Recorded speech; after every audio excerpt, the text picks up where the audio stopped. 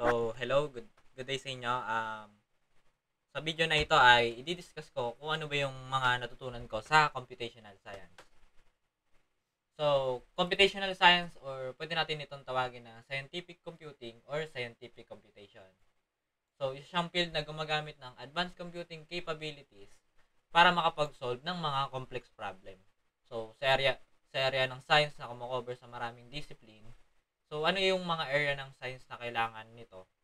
So, unahin na natin dito yung algorithm. So, ito yung mathematical models, mapanumerical, and non-numerical. So, sa programming, ito yung gumagawa tayo ng set of instructions sa code natin, di ba? Yung parang gagawa tayo ng algorithm, tapos yung, nakalimutan ko na isa. Basta step by step yung sinusulat natin nun. So, ito yung ginagawa natin para makapag-solve ng problems. So, kung ikukumpara natin sa computational science, same din naman sila na makakatulong upang makapag-solve. Pero dito ay yung pagsasolve natin ng problems para sa science, biological man, physical, social, or humanities problems. So, next area na ito is yung computer hardware. So, dito naman sa area na to ay kailangan natin mag-develop ng advanced system hardware para magamit natin at makatulong nga sa pag-solve natin sa mga computational problems o complex problems. So, ayun nga, computational science. Ano tawag natin? Ano ba tawag sa mga taong minamaster o skilled sa field na to? So, tinatawag natin siyang computational scientist. So, yung mga computational scientists ay inaral din yung mga iba't ibang discipline pagdating sa engineering, mathematics, chemistry, at physics. So, ayun nga, mabigat tong computational science at at at inaral talaga ng mga computational scientists yung mga iba't ibang discipline nito. So, bilang computational scientist, dapat sanay kang mag-recognize ng complex problems. Dapat alam mo kung paano i-solve 'yon, alam mo kung anong klaseng problema 'yon, alam mo kung paano gawan ng algorithms 'yon. So, next is dapat ma-conceptualize mo ang system na 'yon. So, dapat alam mo kung paano umpisahan 'to, alam mo kung bakit nangyari o paano nagka-problema to, dapat alam mo din ang technique o paano i-solve at i-handle ang problema na to. So, dapat alam mo kung anong klaseng computing ba ang gagamitin mo sa pag-solve ng problem na yon. So, example is, kung gagamit ka ba ng parallel computing, mapa grid computing man, o supercomputer. So, marami pang ibang kaya o skilled ang isang computational scientist. So, hindi ko siya mababanggit since hindi naman pumasok sa utak ko o hindi ko siya masyadong naintindihan or natandaan. So, pasok naman tayo sa computational thinking. Ngayon kasi na nasa digital world tayo or halos karamihan ng tao ay nagre-rely na sa technology or gumagamit na sa technology sa mapa kanilang trabaho man, mapa business o pang entertainment. So, yung computational thinking ay may role o makakatulong talaga sa atin. So, ano yung computational thinking? So, ito yung pag-iisip natin o pagpoproseso sa isang problema at pagbibigay ng solusyon sa madaling paraan upang ma-handle ng isang tao ang technology o ng technology. So, meron tayong mga common misconception about sa computational thinking. So, sinasabi daw na ang computational thinking is tungkol daw sa coding at programming. So, misconception lang yun dahil ang computational thinking ay logic at skill set lang sa coding at programming. So, hindi talaga siya nagpo-focus sa coding.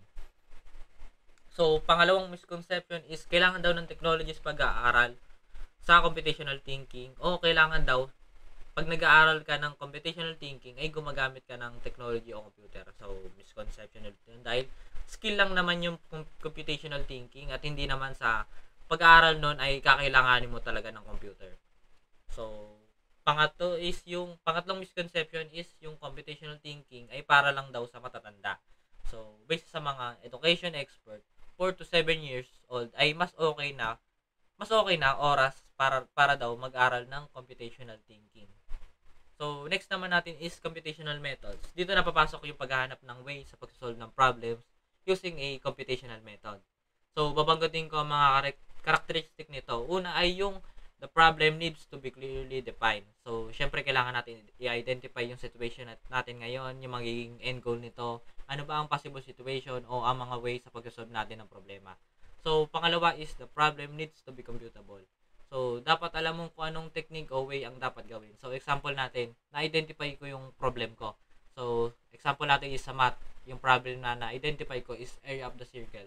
So, dapat, pagkatapos mong i-identify, alam mo yung magiging way mo o yung gagamitin mo sa pagko-compute ng area of the circle. So, iisipin ko, ang formula nito is yung pi r squared. So, dun pa lang, alam ko na kung paano i-solve yun using a formula.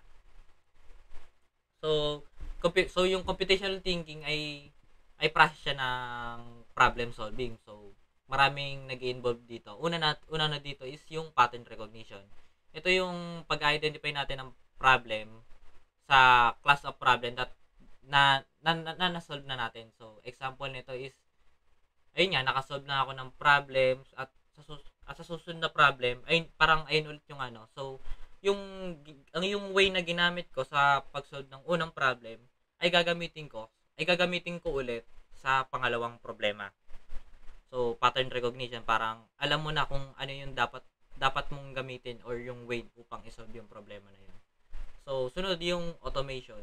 So, developing the algorithms to solve the problems. So, ayun nga yung paggawa natin ng algorithms para sa pag-solve ng problem katulad ng sinabi ko nung kanina. So, sunod naman is decomposition. Ito yung paghahati-hati or pagbe-break ng isang malaking problema into smaller parts. So, example natin ito is yung kung naalala niyo sa discrete ba yun o data structure is yung divide and conquer. So, pinaghahati-hati natin tapos pag na-solve na natin yun, pagkasama-samahin natin. So, pwede natin siyang i-example sa pag-uurong. So, maisip natin, malaki yung pag-uurong. Pero, pag hinati-hati mo siya, so, into smaller part, yung smaller part na yun, paglilinis lang ng baso, yung other part is paglilinis ng plato. So, ganon. Parang maiisip mo na madali at pagkasama-samahin mo lang siya. So, last naman is yung abstraction. Ito yung pagtatanggal natin ng mga unnecessary details para ma-reduce natin yung complexity.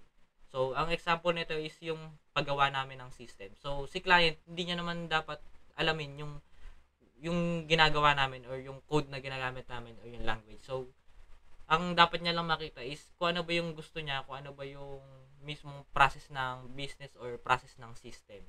So, ayun lang. So, ayun lang yung natutunan ko sa computational science. Bye-bye!